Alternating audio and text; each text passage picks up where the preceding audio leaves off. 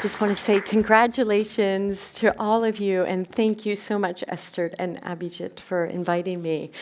I am probably one of the most unlikely people to be up here. I consider myself a messenger. I think stories are so important.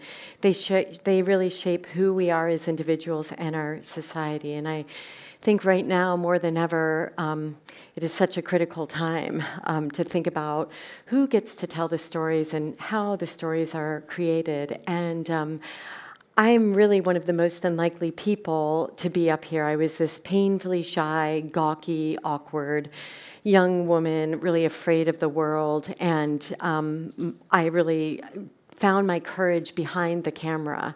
The second I picked it up, I realized that it helped me find my hidden superpower, because photography allowed me to really listen, to be present, to hear other people's stories, and that's really where I began. And in the beginning, it was just this way for me to, it made me feel empowered. But as I got further along, I really realized the real power is in amplifying so many beautiful voices and stories that need to be told.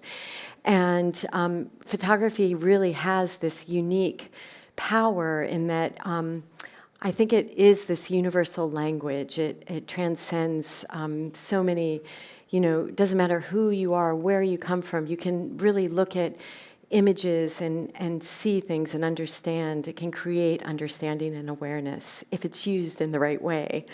But as I got further along in the beginning of my career, actually, for the first 10 years, I became a war photographer covering conflicts around the world, and nothing could have prepared me for the scale of human suffering I encountered. And there's so many memories that continue to haunt me. And I began my career actually in the Middle East, and really covered the horrors of the world for about a decade. One of the first places I was sent was during the Second Intifada, as it was unfolding. And if you look at the upper right-hand part of the frame of this image, that's actually a building being blown up. And I should have been inside of that building. It was a police station. There was something I was there to cover, and I was late, and I was running to get there, and all the batteries in my camera fell out. And in this moment, when I was picking all my batteries up and running to get there, a helicopter with a missile came and vaporized the building. And I was told to get close to the action, bring back the violent images. That's what my editors expected. That's what my colleagues were doing. And on this one square block, there were dozens of photographers documenting the scene as it unfolded.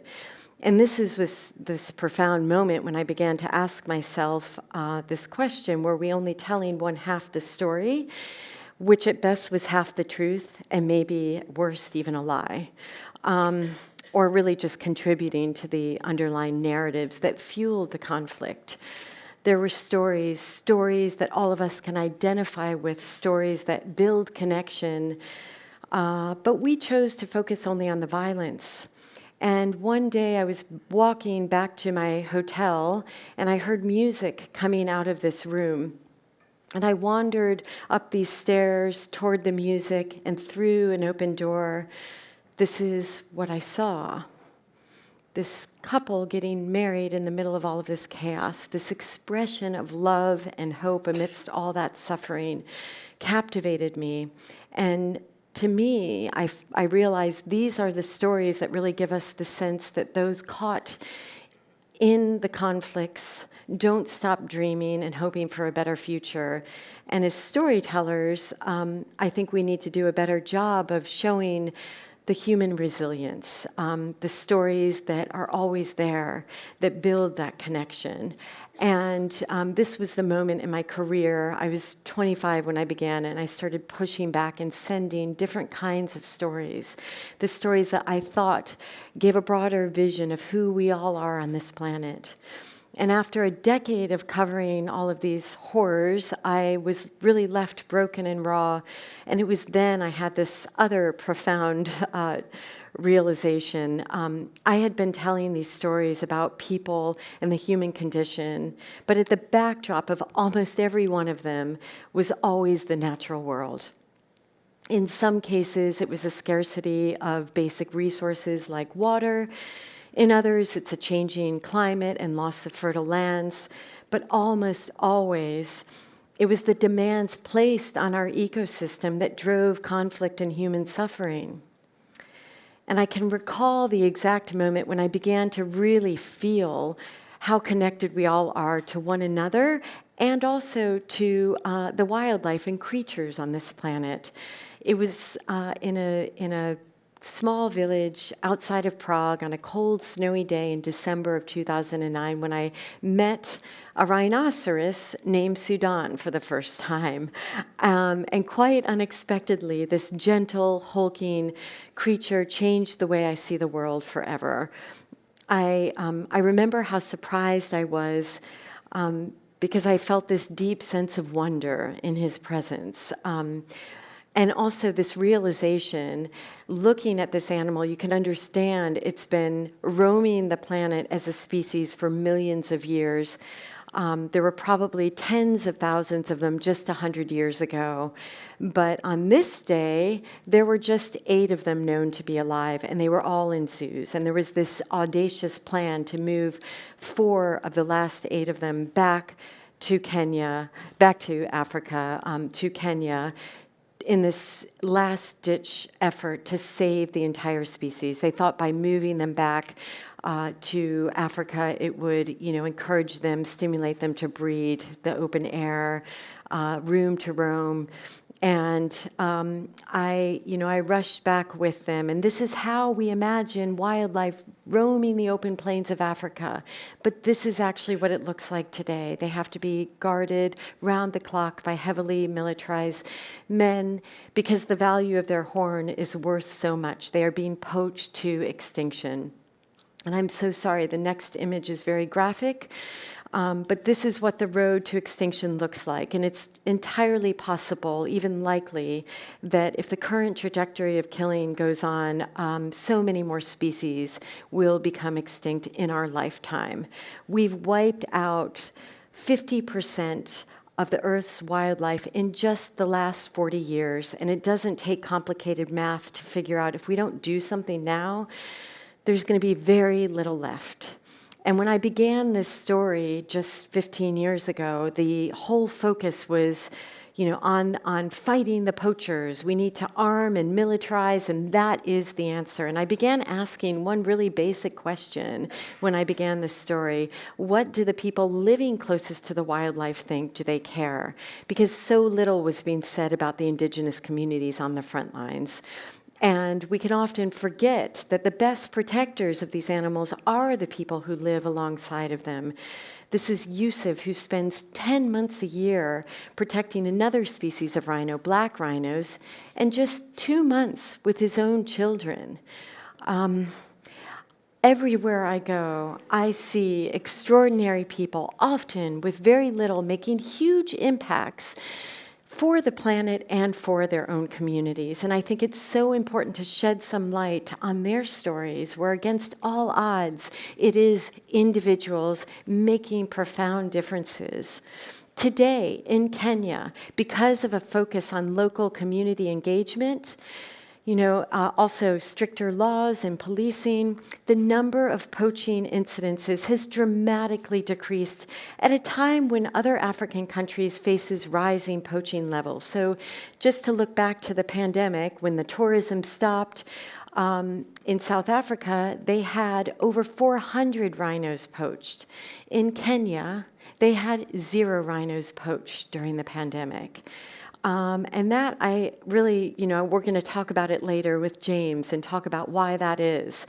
But I would like to leave you with one more story. What do you think of when you imagine Kenya, a place teeming with wildlife, the cradle of humanity?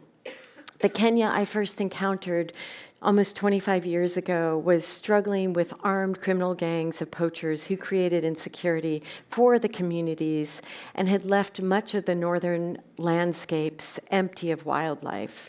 The poachers were decimating elephants, so many other species as well. And these are, nature's great eco-engineers. And when you take those keystone species out, everything else starts to suffer. It definitely ripples down to all of wildlife and eventually humanity too.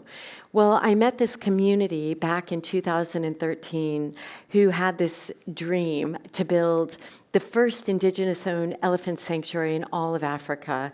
And when I met them, everybody was laughing at them. They said, it's impossible. You don't have the political power. You don't have the funding. How are you going to do it?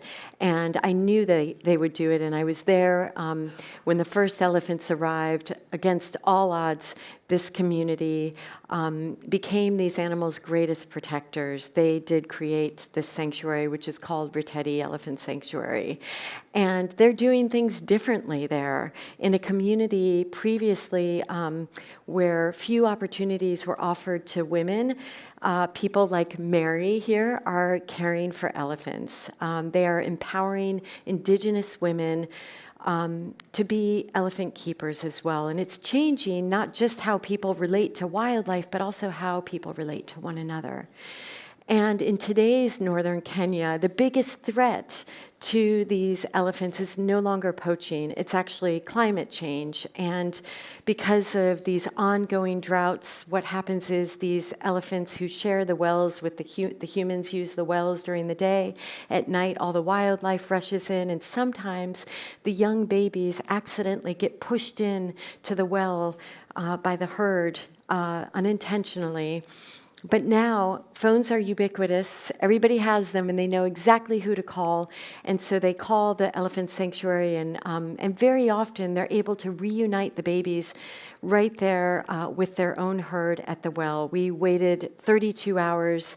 In this case, after 32 hours, the herd never came back, and Joseph here said, the elephant's getting weak, we need to take her back to the sanctuary. And at least they have a place to take these elephants to.